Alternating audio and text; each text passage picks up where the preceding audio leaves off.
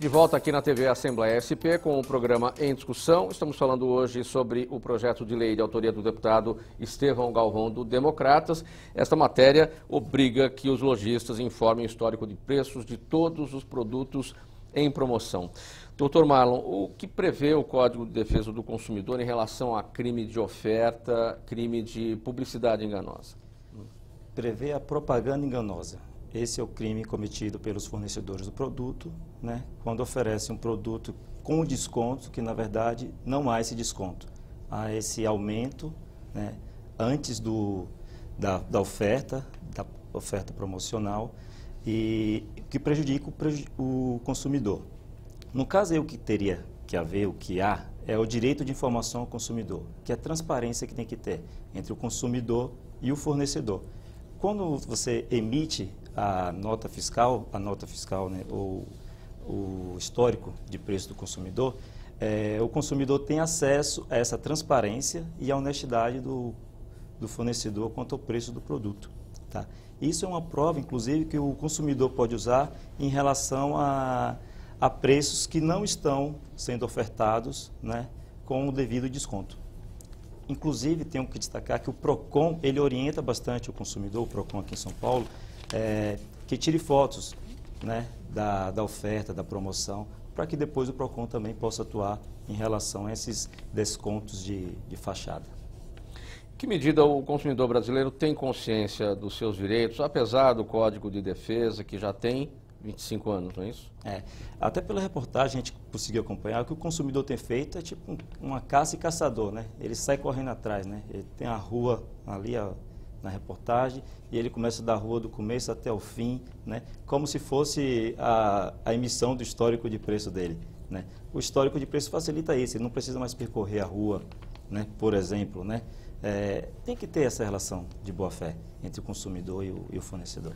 Deputado, pela sua proposta, como é que funcionaria essa exibição do histórico de preços nos produtos? Numa loja física, por exemplo, tem que estar na vitrine, lá uma tabelinha com os preços praticados em cada data? Olha, como é que seria isso? Quanto mais transparência e visibilidade o próprio comerciante puder prestar ao consumidor, quem vai ganhar é o próprio comerciante, é a própria empresa. Existem algumas formas de você mostrar esse histórico. Uma das formas é a própria nota fiscal. A outra forma é exatamente a própria vitrine, com o preço destacado, fotografado de 1 mês, 2 meses, 3 meses anterior. Enfim, uma empresa de marketing, ou a própria criatividade do comerciante, pode criar uma infinidade de maneiras de mostrar a lealdade, a honestidade daquela promoção que está acontecendo.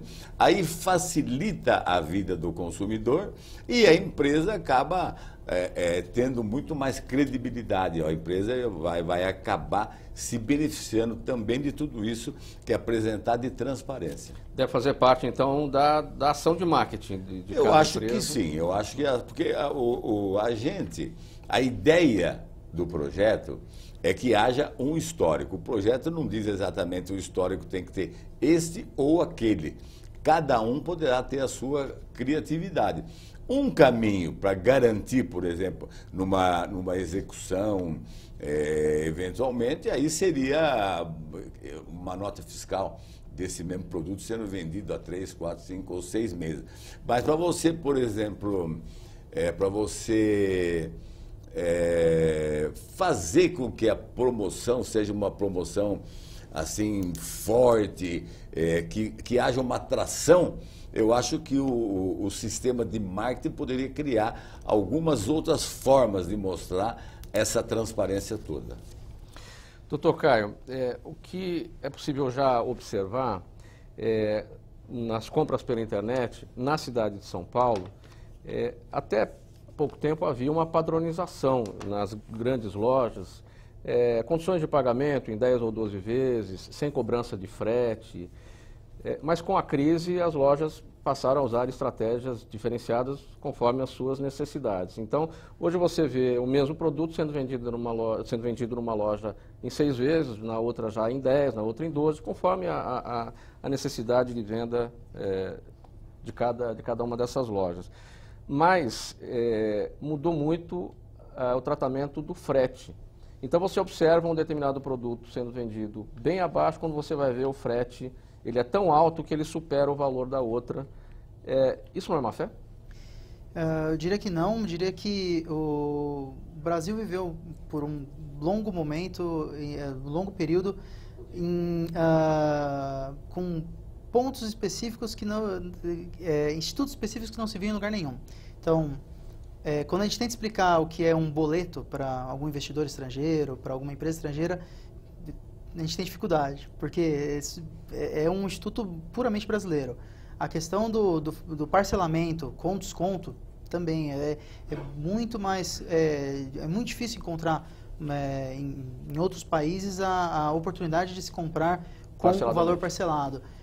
Agora, a entrega gratuita de qualquer produto, irrestrita, em nenhum lugar, só no Brasil também. Então, com o tempo, esse era um custo que as empresas internalizavam e chegou um momento que ficou difícil de internalizar todo esse custo.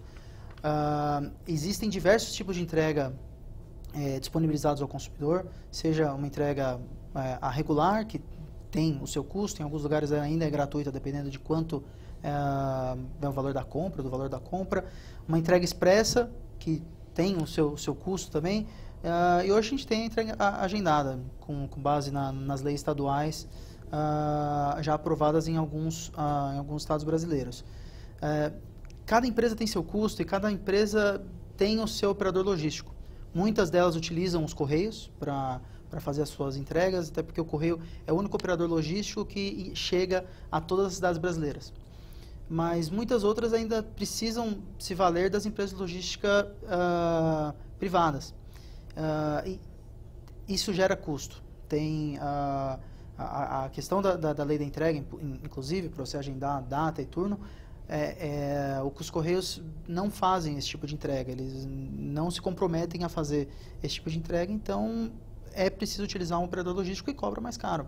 Até porque hoje o comércio eletrônico, principalmente, ele sofre com um problema no gargalo logístico. Tem muitos pedidos saindo, o consumidor brasileiro cada vez mais participativo no comércio eletrônico, e o número de entregas aumenta exponencialmente e a gente precisa de operadores logísticos que possam atender a demanda. Um exemplo prático, para falar em números redondos. Um produto sendo vendido na internet a R$100, mas com R$20 de frete para entrega. Então, no total 120. Mas o que chamou a atenção foi aquele valor de R$100 pelo produto. E, no entanto, tem uma outra loja que está vendendo a 120 e não cobra o frete. Então, aquele que colocou no frete aquela diferença para poder chamar a atenção do valor do produto, era essa a questão, se isso pode se configurar má fé. Entendi. Isso é uma decisão que está dentro da liberdade econômica das próprias empresas, né? Existe um conceito constitucional da livre iniciativa, da liberdade econômica, que permite que as empresas desenvolvam seus negócios da melhor forma possível. Não necessariamente a empresa está vendendo por 120 e sem cobrar frete, ela comprou o produto a 100 para conseguir vendê-lo a 120, ou a outra conseguiu comprar a um valor mais baixo. Isso depende também dos contratos que as empresas assinam com os seus próprios fornecedores. Às vezes a empresa que está vendendo a 100 e faz a entrega a R$20, ela comprou o produto a 80, porque ela tem um contrato melhor com o seu fornecedor do que a empresa B, mas o operador logístico dela cobra mais caro. Então, existem muitas variáveis dentro do negócio de cada empresa que podem afetar o preço dos produtos. Não necessariamente a gente precisa ir direto na má-fé de cada uma delas. Doutor Marlon, pelo que o senhor verifica a partir do trabalho dos órgãos de defesa do consumidor, onde é que a transparência na relação comprador-vendedor é maior?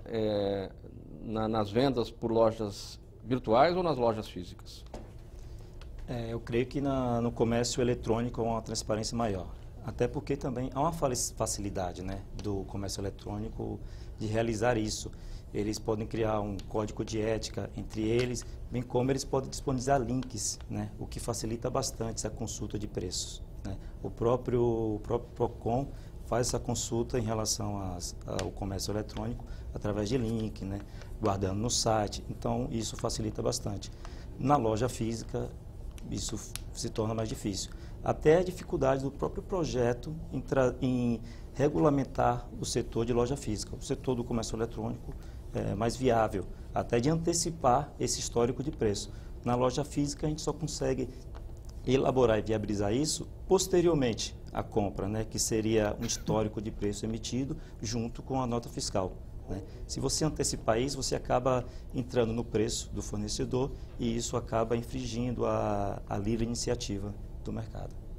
Deputado, como é que o senhor tem visto a atuação das lojas por conta da Black Friday ao longo dos últimos anos e a expectativa até para este ano? Olha, eu vejo sempre com simpatia, o Mauro, eu vejo com simpatia porque, como eu disse para você, em período de crise, o povo procura. Hoje mesmo nós assistimos aí nas entrevistas que antecederam as pessoas dizendo que percorre uma rua inteira para ir verificando o preço, depois voltando, etc. Então você percebe que o povo procura o que é mais barato. Agora, é importante que exista uma regra. O que é uma regra? É exatamente uma lei que possa disciplinar, de forma que o consumidor, que seria no caso o contribuinte, o cidadão, a sociedade, ela tenha consciência que o Estado está contribuindo, que o Estado está fiscalizando, que o Estado está protegendo. Então, a ideia é exatamente essa, é de proteger o consumidor, de forma que, com o tempo, a sociedade vai acreditando mais no Estado e também no próprio comércio. Então, vai facilitar a vida de cada um. Doutor Caio, a Black Friday no Brasil está recuperando a sua credibilidade perdida por conta dos truques de maquiagem, de preços que aconteceram nos últimos anos? Eu acho que existe um movimento muito forte do setor de se organizar em prol da transparência. Diversas empresas capitaneadas pela Câmara Brasileira de Comércio Eletrônico organizaram um movimento chamado Black Friday Legal, no qual elas criaram um código de ética para modelar as promoções que são feitas no fim de semana da Black Friday, contaram com o apoio e contribuição do Procon de São Paulo para estabelecer como que as informações seriam passadas para o consumidor, como que poderia ser feito poderia se abrir um canal de comunicação com o próprio Procon para resolver questões e problemas que são enfrentados dentro desse período, até porque pelo volume de vendas que acontece não só no Black Friday, mas ao longo do ano, por todas essas empresas que estão dentro da Black Friday Legal, é comum que se tenha reclamações. O importante é que eles sejam o menor número possível, porque eventualmente com milhões de operações sendo feitas diariamente, uma ou outra pode ter algum problema que pode surgir até do próprio consumidor, pode surgir por pagamento, N razões. E o movimento é de se organizar e promover a melhor experiência possível para o consumidor, porque para as empresas o importante é que o consumidor sempre volte. Por que a Black Friday brasileira tem que copiar a Black Friday americana no sentido da propaganda, do marketing, tudo quase de graça ou com descontos de até 80%, se realmente isso não é verdade? A realidade brasileira não permite isso, a tributação aqui é diferente, a intenção da Black Friday americana também é diferente da nossa. É uma estratégia de marketing, mas ainda assim existem produtos dentro dos sites que têm desconto de 80%. E são divididos de acordo com abas ou até páginas específicas. Eu acho que talvez os produtos de 80% não interessem a nós, né? Mas existem produtos que têm desconto. Acho que até inclusive encontrei acho que um kimono infantil para prática de judô que estava acho que R$20. Um kimono não custa menos do que 200. Só uma observação, Mauro, já que você está aí conversando com o Caio, queria fazer a seguinte pergunta para o Caio. Sim. O Caio, você como coordenador da Câmara Brasileira do Comércio Eletrônico, o que é que você acha da existência de uma lei disciplinando as campanhas promocionais? Por exemplo, a exemplo desta lei, da nossa iniciativa, a Lei 986. O que a Câmara Brasileira do Comércio Eletrônico acha da presença dessa lei? A Câmara, desde a sua fundação, em 2001, ela tem como seu principal missão, defender os interesses do comércio eletrônico, de modo que esse mercado continue em franca evolução. Por quê? Porque a evolução do mercado do comércio eletrônico é benéfica a toda a sociedade, economia, cidadãos, consumidores. E sempre foi nosso trabalho principal dentro do comitê jurídico auxiliar da melhor forma que for, dentro do legislativo, do executivo, a criação de leis que possam auxiliar o desenvolvimento do comércio eletrônico. Às vezes, um dispositivo ou outro de algumas leis, projetos de leis que são apresentados, eles podem atrapalhar esse desenvolvimento. Não acredito que seja, a princípio, o caso dessa lei. Por isso que estamos aqui, já fizemos reuniões com o deputado para discutir o projeto, apoiando o trâmite dele, a tramitação dele, a aprovação, mas estabelecendo algumas alterações de modo que ele seja aplicável, porque é difícil a gente aplicar algumas regras específicas desse projeto, e por isso que a gente está conversando. Acho que essa troca de informações ela é essencial. Então a Câmara se apresenta para conversar, discutir, exatamente para promover a aprovação de um projeto que é benéfico para todos. Mais uma colocação, Mauro, se me permite. A lei prevê, no caso do descumprimento, multa de 10 a 100 vezes o valor do produto ou serviço. Nós estamos falando muito mais aqui de produto, mas a lei ela fala também do serviço. De serviço. É claro que essa punição é sem prejuízo das sanções previstas no Código de Defesa do Consumidor.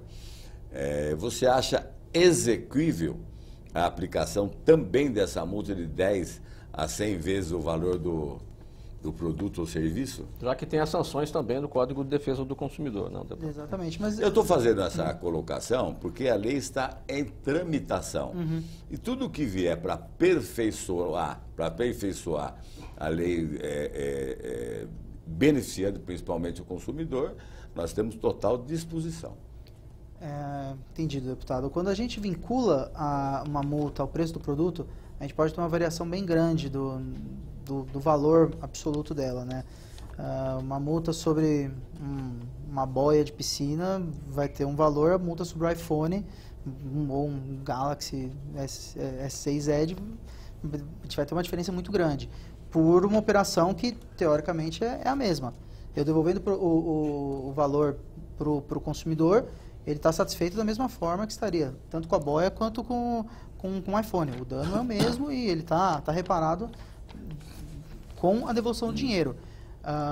Eu acredito, então, que vincular a multa ao valor do produto pode ser um pouco... pode não ser adequado para o intuito da lei, que é educar o consumidor e as empresas que estão promovendo promoções, apresentando promoções aos seus consumidores. Porque uma promoção, a empresa pode parar... evitar de fazer promoções de produtos mais altos, de produtos mais caros, com medo de eventualmente ser enquadrada numa violação dessa lei. Aqui na TV Assembleia SP estamos no programa em discussão, falando hoje sobre o projeto de lei de autoria do deputado Estevão Galvão do Democratas. É o projeto de lei número 896 de 2015, que disciplina, 986 de 2015, desculpe a inversão, e esta matéria disciplina a venda de produtos promocionais. Nós vamos para o intervalo, voltamos em seguida. Até já.